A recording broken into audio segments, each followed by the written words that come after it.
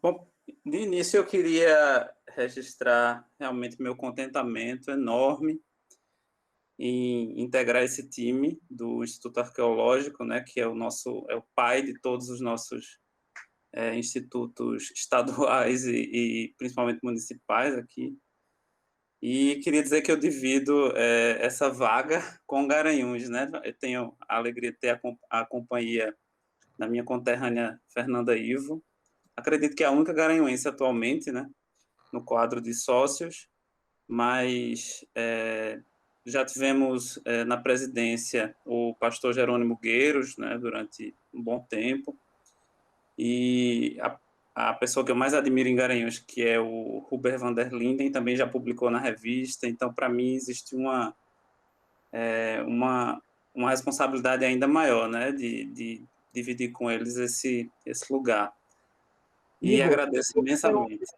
Igor, desculpe interromper, mas você esqueceu Luzilá Gonçalves Ferreira. Exatamente, nossa, exatamente.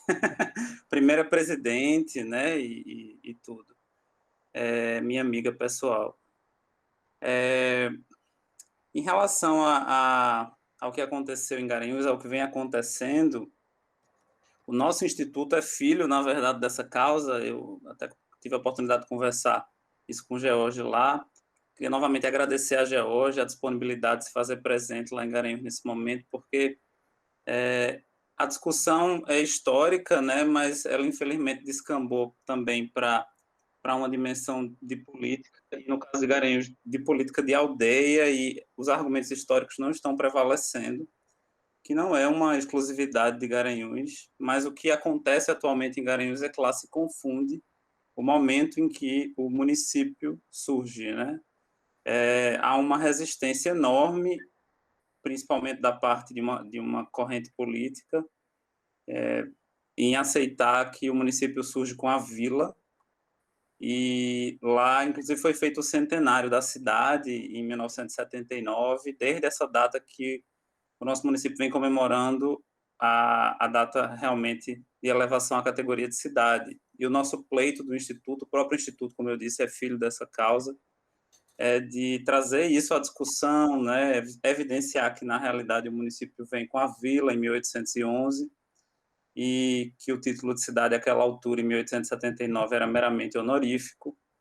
Nós conseguimos levar essa discussão com os documentos para o poder público, foi feita uma sensibilização no legislativo, né, e o executivo acompanhou, e a gente conseguiu retificar a data, mas agora, justamente o que está acontecendo é uma reviravolta para recuperar a, a data da elevação à cidade. Nós tínhamos preparado, tanto George quanto eu, uma apresentação, cada um na faixa de 20 minutos, mas foi feito lá um movimento para a gente ter os dois juntos, 10 minutos para falar, e foi melhor. A gente, eu disse, George, fala, e ele disse, não, vamos dividir, mas, enfim, toda uma organização para a história não prevalecer, a gente ainda conseguiu dizer algumas coisas. A contribuição de George foi fundamental, e eu fiz questão de dizer lá que quando George fala, ele fala em nome da ciência, né, o conhecimento científico construído com todos aqueles requisitos de método que a gente conhece. E não é opinião, porque a opinião a gente, só em Garanhuns, eu disse, nós temos 140 mil habitantes, são 140 mil opiniões, e a coisa já descambou para isso. Como eu estou hoje falando aqui para vocês, George, que é um público mais qualificado, que já domina esses conceitos, eu pensei em trazer, até pela afinidade, uma fala que eu fiz ontem para a graduação em História, lá da Universidade Católica, e que toca esse tema, que é justamente entender como se dá essa formação municipal em Pernambuco. Eu vou ficar restrito aqui ao período colonial, mas claro que depois a coisa se amplia ainda mais, né? Para a gente entender realmente quais são os municípios matrizes, e sempre pegando o que a gente tem em relação às vilas, né? Porque aí, em relação às vilas, em relação a esse aspecto formal do núcleo urbano, oficial, né? O momento em que ele passa a poder se autogovernar, a gente tem normalmente o documento, né? Eu tenho como precisar uma data. Em relação ao aparecimento da cidade, ao que se costuma chamar de fundação, ou enfim, o surgimento, Essas datas variam. Raramente a gente tem uma data, né? Porque é um processo normalmente tão espontâneo.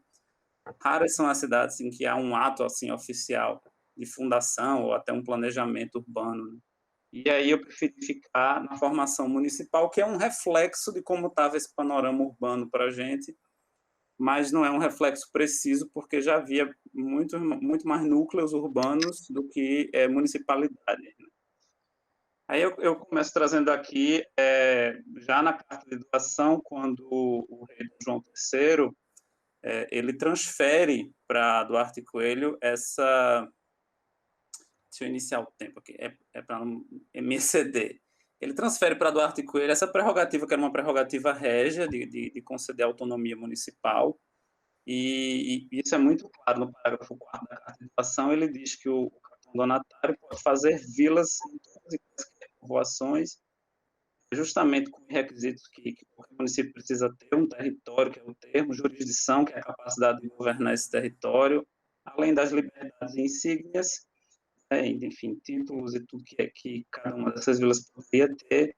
E o próprio rei já estabelece mais à frente apenas a restrição, embora fosse discricionário, né, o donatário pudesse fazer conforme a sua vontade, mas em relação ao interior, ele particulariza, ele diz: em relação à costa, tudo ok, mas em relação, à medida que se for penetrando o território pelos rios, é necessário deixar para se fazer essas vilas um território de 6 léguas, ou seja, tem que ter um espaço de 3 léguas para cada lado, para poder haver esse termo aí dentro do interior, né? Dentro dessas especificações. E precisa também, ele diz aqui no fim, deixa eu só ocultar isso aqui, ele diz também no fim o seguinte, que depois de feitas as primeiras vilas, se for para fazer novas vilas no território das que já estão feitas, a prerrogativa volta para o rei. Então, quem pode fazer é o rei. O donatário só poderia, no caso, fazer as primeiras, né? Fazer a primeira repartição, digamos, dos territórios. E aí a gente já passa a ter aqui os primeiros municípios. Vou tratar aqui de Pernambuco, eu incluí Itamaracá, que depois vem para a gente, incluí Alagoas, porque estou em período colonial, né? Então a emancipação de Alagoas já vem quase no fim do período colonial, e incluí também a comarca do São Francisco, mas sempre especificando aqui para vocês acompanharem. Em relação à Vila Velha, né, a Vila Marial, ou de Nossa Senhora da Conceição de Itamaracá, a gente tem já a carta de doação da capitania de Itamaracá sendo registrada na Câmara de Vila Velha, a atual Vila Velha, em 1535. Ou seja, se já havia Câmara, já havia municipalidade, então eu coloquei aqui uma data base de 1534, mas é algo a ser ainda esmiuçado quando surge essa povoação e quando surge o próprio município, porque há indicações de que a igreja de Nossa Senhora, né, da Conceição lá, remontaria a 1520, e isso está sendo pesquisado, tem até, a gente já ouviu, né, no próprio arqueológico, palestra sobre isso, do Christopher Sellers, né. Depois a gente tem já as que são os municípios que são criados por Duarte Coelho, que chega aqui em março de 1535, dá ordem para a fundação de Igaraçu, né, que segundo Pereira da Costa recebe esse título muito nobre, sempre leal e mais antiga vila da Santa Cruz dos Santos Cosme e Damião de Igaraçu. E depois ele parte para Olinda. A gente tem o documento do foral de Olinda, mas você pega o foral para analisar, você vê que ali já se faz menção à existência de um paço do governador, de algumas ruas, né, de algumas edificações, ou seja, o aparecimento de Olinda enquanto núcleo urbano é anterior ao 12 de março de 1537. Pelo menos nesse caso, a gente tem esse documento para trabalhar. Eu coloquei aqui uma gravura de Hans Staden, em que dá para ver Olinda, aqui no canto inferior esquerdo, e Itamaracá, no canto inferior direito, e Igaraçu é esse núcleo cercado por paliçada no canto superior direito. E aqui a gente é justamente o cerco de Igaraçu, né, que é depois aparelado por Teodoro de Brito, e trata justamente desse conflito com os índios caetés. mas dá para a gente ter uma ideia dessas primeiras municipalidades. Aqui, trazendo para o mapa, ó, justamente o núcleo inicial de povoação, né, de povoamento. Itamaracá, Igaraçu e Olinda, apenas 3 no litoral. Mais recuada para o interior, Igaraçu.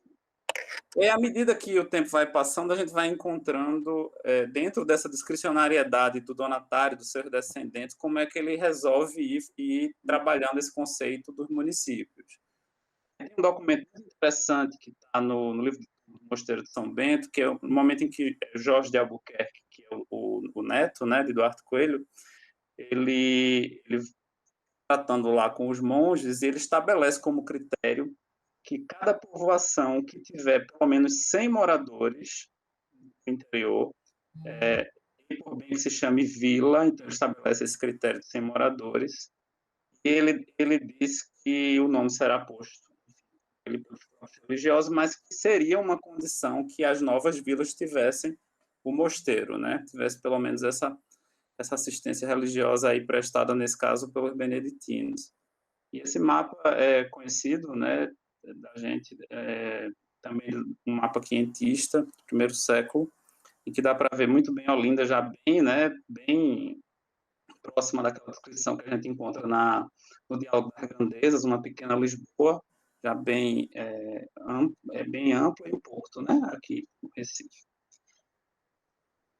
No século seguinte, antes da chegada dos holandeses, a gente tem a fundação, aliás, a gente tem o município, né, a criação do município de Sirinhaém como Vila Formosa, tá aqui retratado já pelos holandeses, e durante a Guerra Holandesa, dos 3 primeiros municípios alagoanos, que são Porto Calvo, Marechal Deodoro e Penedo. Em relação a esses 3, a descrição, né, da criação dos 3 é feita pelo próprio Duarte de Albuquerque, o quarto donatário, né, bisneto de Duarte Coelho.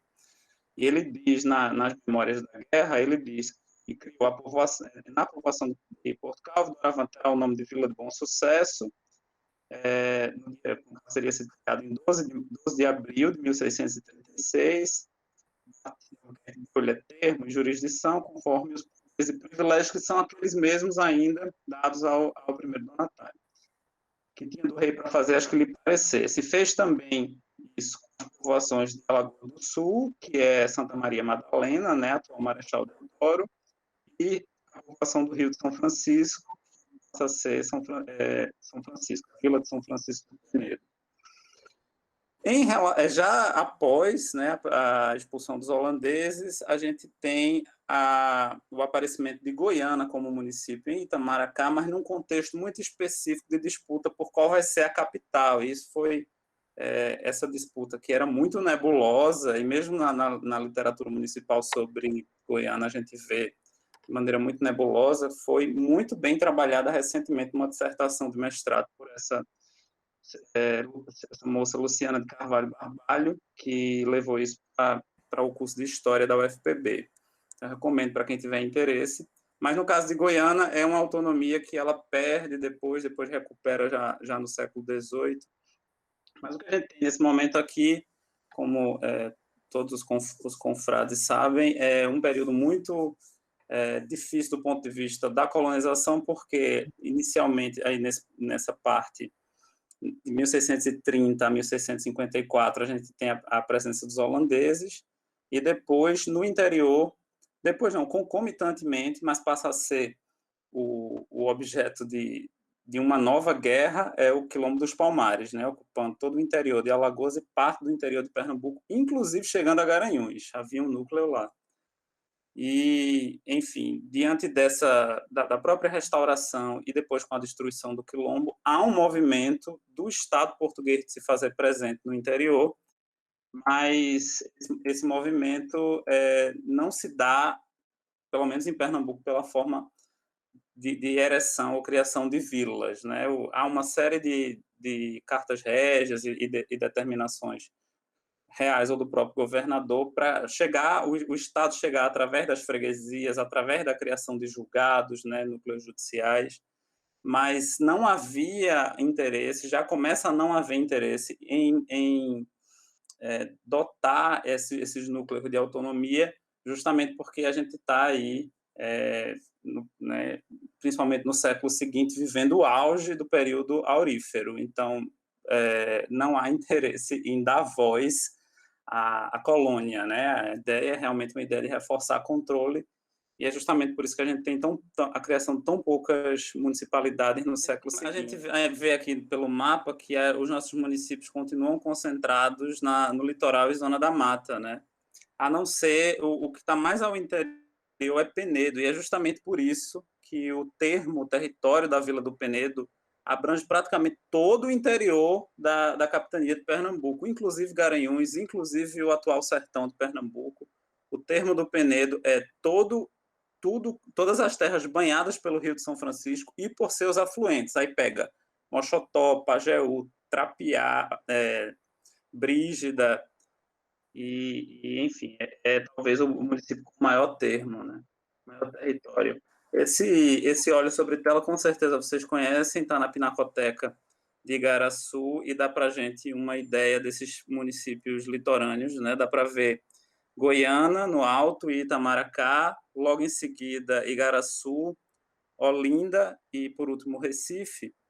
E ele faz menção, foi produzido no século XVIII, já 1729, mas faz menção a uma epidemia de peste que ocorreu em 1685.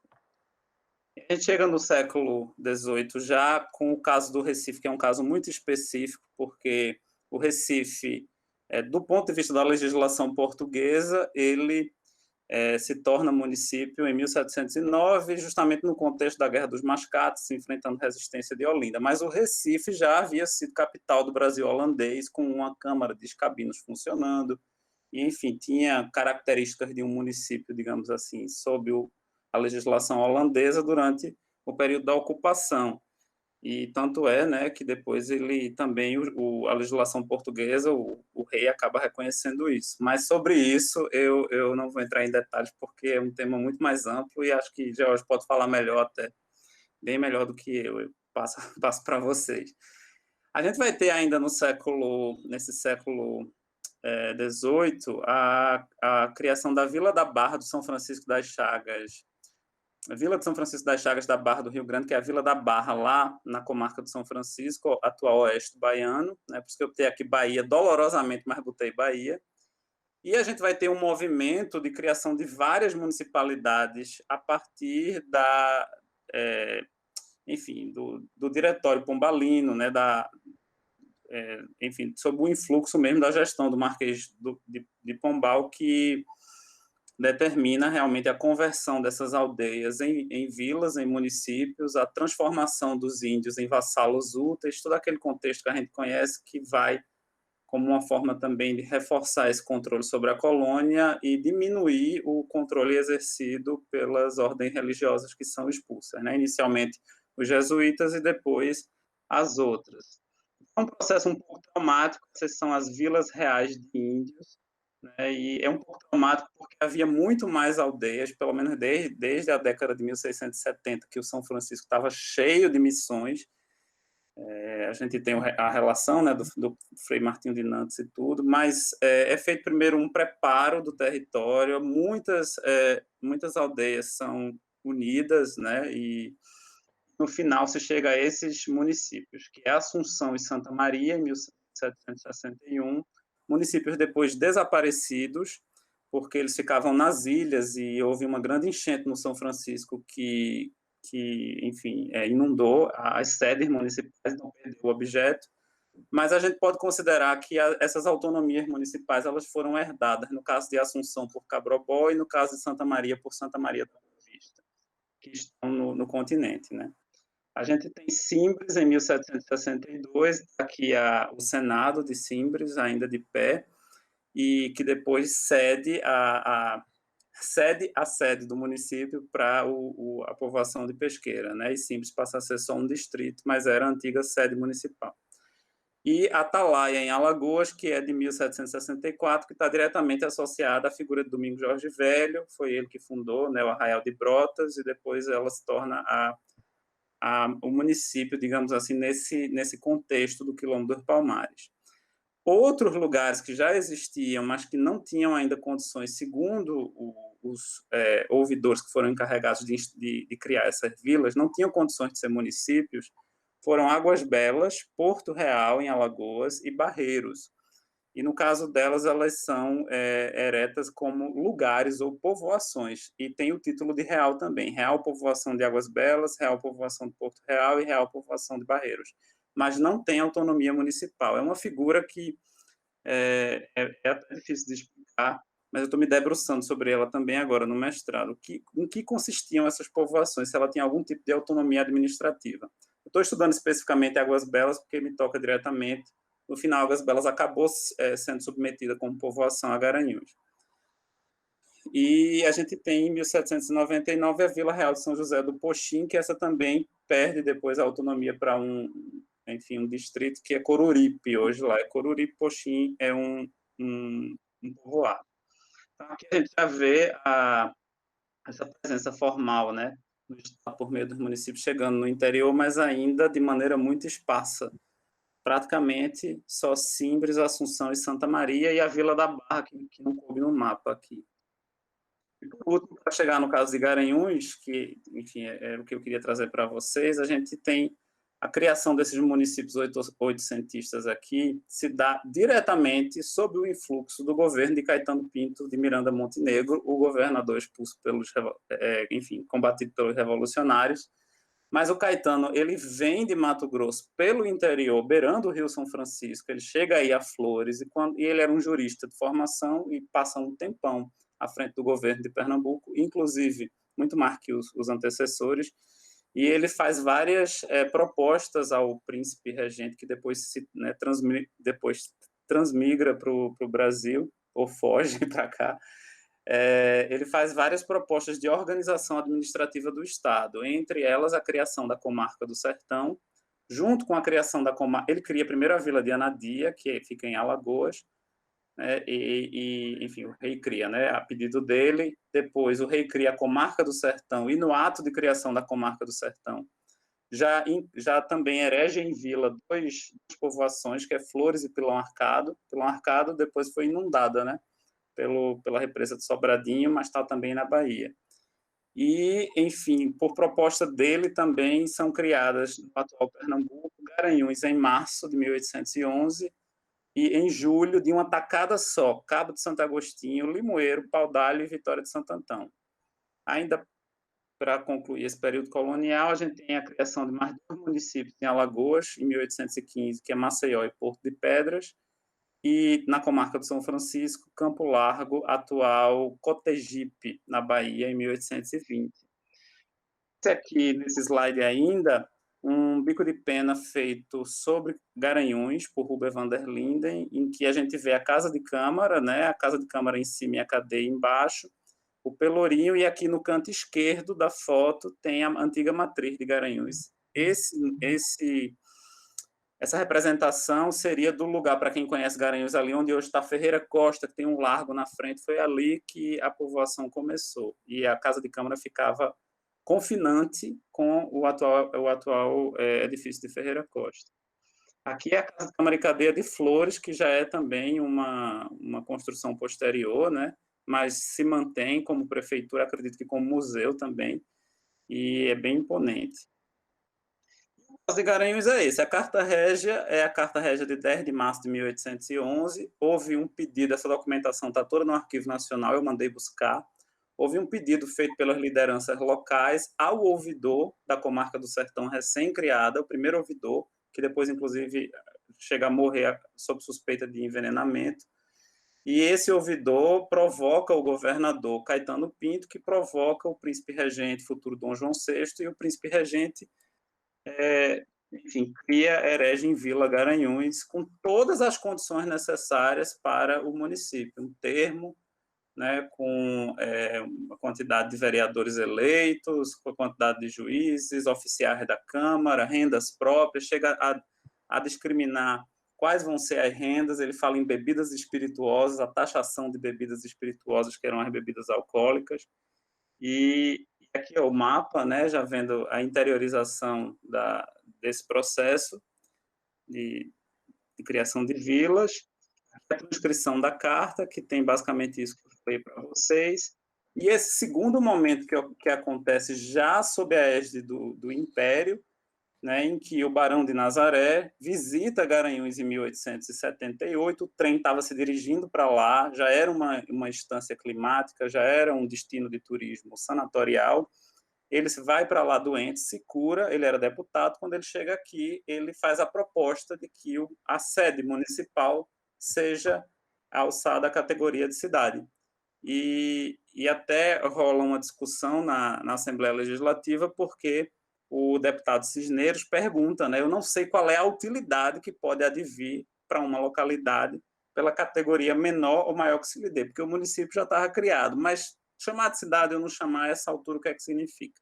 E ele responde, né, o precedente que se tem seguido nessa casa, elevando-se à categoria de cidade muitas vilas desta província, tem sido adotado porque é sempre uma animação aos povos que nela residem e nenhum ônus virá aos cofres provinciais, porquanto o aumento de R$ 100.000 no ordenado do professor será perfeitamente compensado. Na prática, ele diz que a alteração material que vai acontecer aumenta de 7, a essa altura já eram 7 vereadores, para 9, e aumenta o salário do professor. Então, é essa data, justamente por conta dessa história envolvendo o Barão e o fato dele ter se apaixonado por Garanhuns, que foi a data cujo centenário se comemorou em 1979 e que vinha sendo comemorada há 40 anos, há um vínculo afetivo da população com essa data, mas não é colocado da maneira certa, né? Quando se fala nessa data, se fala como a criação do município, e é justamente esse o esforço do Instituto de não deixar isso ser tratado dessa forma.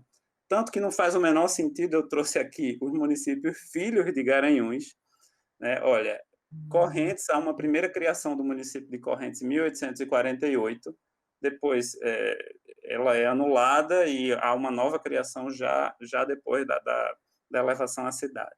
Mas Correntes seria o nosso primeiro filho, depois Buíque, emancipado de Garanhuns, depois Bom Conselho e São Bento do Una, e já mais recentemente esses últimos, né? Palmeirina, Brejão, São João, Caetés, Paranatama. Mas seria um contrassenso o município criado em 1879 ter filhos, né, com datas anteriores, como é o caso de Correntes, Buíque, Bom Conselho e São Bento do Una. E é basicamente essa discussão que a gente tem enfrentado lá, mas assim, enfim, a gente acredita que vai perder por conta da virada política mesmo, mas não é uma discussão exclusiva de Garanhuns, não, sabe? Eu fiz um breve levantamento e vários municípios, inclusive desses antigos, comemoram a data da elevação à cidade. Vitória de Santo Antão, eu já falei com o Pedro, inclusive, para esse tema ser levantado, pelo menos essa discussão, né, da criação da vila e tudo. Vitória de Santo Antão comemora a elevação à cidade, Pesqueira comemora a elevação à cidade, e vários outros. É a regra. Escada, quando foi fundado o Instituto Histórico de lá, eu disse, olha, vocês têm que levantar pelo menos trazer isso à discussão, né? E a elevação à cidade. Então, assim, Garanhuns estava indo com a marcha, né? E só para finalizar, o problema em relação a esses conceitos é porque aqui em Pernambuco, em 1909, houve uma lei, que é a Lei 991, lei estadual, que mudou o conceito. E ela estatuiu que, a partir de então, toda sede municipal teria, inevitavelmente, o caráter de a categoria de cidade, e toda sede distrital, portanto, sem autonomia política, só administrativa a depender lá da lei orgânica do município, teria a categoria de vila. Então, na cabeça das pessoas, vila é menos que cidade, e ser elevado à cidade significa, né, o mesmo que obter autonomia política. Isso vale para os municípios criados a partir de 1909 em Pernambuco, como é o caso de Arco Verde, uma leva, inclusive, em 1928, Carpina, Arco Verde, bem os 30, foram criados, por exemplo, eu morei em Arco Verde, e lá se diz, né? Estamos comemorando a nossa emancipação política e a elevação à categoria de cidade.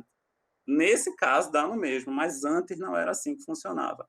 Até 1909, o município era vila e a categoria de cidade era um título honorífico. É assim que chega para a gente, pelo menos no tempo do Império, né? Então, existe essa confusão instalada na cabeça das pessoas, a gente bate nos argumentos, mostra a documentação, mas aí quando esbarra na vontade política, acontece esse tipo de coisa de a gente não ter nem o tempo para falar.